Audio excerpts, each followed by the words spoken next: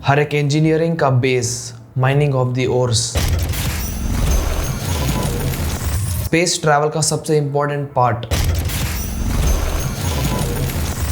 अर्थ के depleting resources और space missions के रिड्यूस होते हुए कॉस्ट इंसानों को न्यू पॉसिबिलिटीज डिस्कवर करने के लिए हेल्प करता है। एक ऐसी ही पॉसिबिलिटी है एस्ट्रॉयड माइनिंग। दुनिया के सबसे बड़े एस्ट्रोफिजिसिस्ट नील डिग्रेस टाइसन, उनका ये कहना है कि दुनिया का पहला ट्रिलियनर वो आदमी बनेगा जिसने स्पेस रिसोर्सेज को हार्वेस्ट करना एक रियलिटी बना दिया।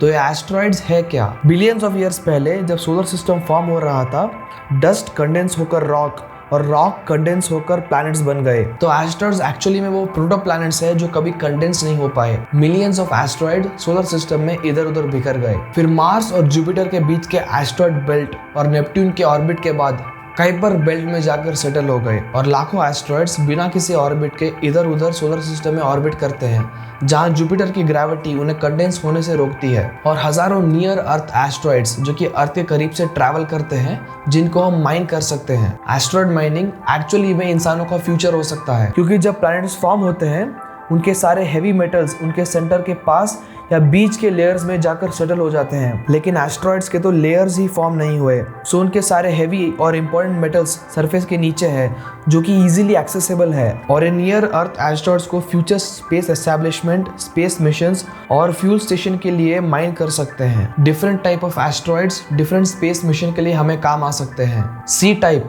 या कार्बन बेस्ड एस्ट्रॉइड्स, जिसमें ऑर्गेनिक मैटर है जो रिसर्च और लाइफ के ओरिजिन्स को स्टडी करने में हेल्प कर सकता है। और वाटर, जिसको हाइड्रोजन और ऑक्सीजन में स्प्लिट करके रॉकेट फ्यूल बनाने में यूज किया जा सकता है। सी टाइप एस्ट्रॉइड्स को ढूंढना काफी मुश्किल है, क्योंकि उनका कलर ब्लैक है और उनको नॉर्मल टेलीस्कोप से नहीं देख सकते। इसीलिए नासा के जेट प्रोपल्शन लेबोरेटरी नियर अर्थ ऑब्जेक्ट कैमरा या नियोकैम की मदद से सी टाइप एस्ट्रॉइड्स को इंफ्रारेड की हेल्प से ढूंढ सकते हैं। एस टाइप या स्टोन एस्ट्रॉइड्स, जिसके अंदर सिलिकॉन और मैग्नीशियम है, जिसको स्पेसक्राफ्ट के इलेक्ट्रॉनिक्स, सैटेलाइट्स और इक्विपमेंट्स बनाने के लिए यूज किया जा सकता है। एम टाइप या मेटल एस्ट्रॉइड्स, जिसके अंदर गोल्ड, प्लैटिनम, आयरन और निकल पाया जाता है, जो एक्सीलेंट बिल्डिंग मटेरियल है।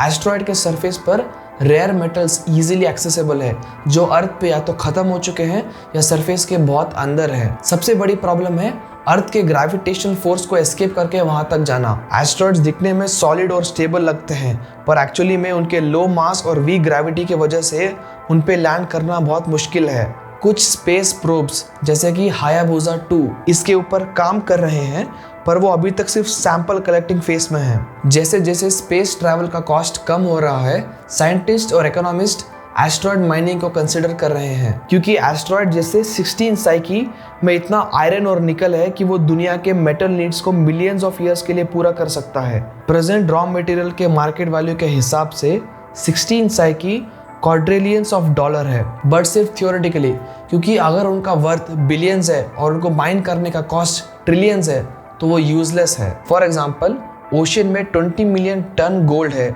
जिसकी वैल्यू ट्रिलियंस में है, लेकिन गोल्ड को फिल्टर करने का कॉस्ट उसकी वैल्यू से ज्यादा है। प्रॉब्लम ये है कि एस्ट्रॉइड जैसे लो ग्रेविटी सरफेस पर ट्रेडिशनल माइनिंग मेथड्स काम नहीं करते, इसलिए नेट्स, हार्पून्स, ऑगर्स, कुछ फेमस मेथड ये है कि एस्ट्रॉइड को एक स्ट्रिंग से अटैच करके उसको माइन करना। एक और फेमस मेथड है ऑप्टिकल माइनिंग बाय ट्रांसएस्ट्रा। ट्रांसएस्ट्रा एक यूएस बेस्ड कंपनी है जो स्पेस रिसोर्सेज को हार्वेस्ट करने के लिए टेक्नोलॉजीज डेवलप करती हैं। टेक्निकल और साइंटिफिक एस्पेक्ट्स फिगर आउट होने के बाद भी एक प्रॉब्लम है, who is the owner of asteroids. अगर एक कंपनी या कंट्री स्पेस माइनिंग की टेक्नोलॉजी डेवलप करने के बाद एक एस्ट्रॉइड माइनिंग कर रही है, तो क्या वो एस्ट्रॉइड उनका है? इसके लिए स्पेस लॉज है, द आउटर स्पेस ट्रीटी, जो कहते हैं कि एक्स्ट्रा टेरेस्ट्रियल ऑब्जेक्ट्स का कोई भी ओनर नहीं है, वो सबको बिलोंग करते हैं।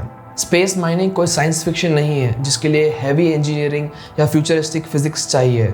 सिर्फ कुछ सालों के टेक्नोलॉजिकल एडवांसमेंट के बाद ये पॉसिबल है, और ऑफ कोर्स हमारे लाइफ टाइम में ही हम ऐसे स्पेस प्रोजेक्ट्स को होता हुआ देख सकेंगे।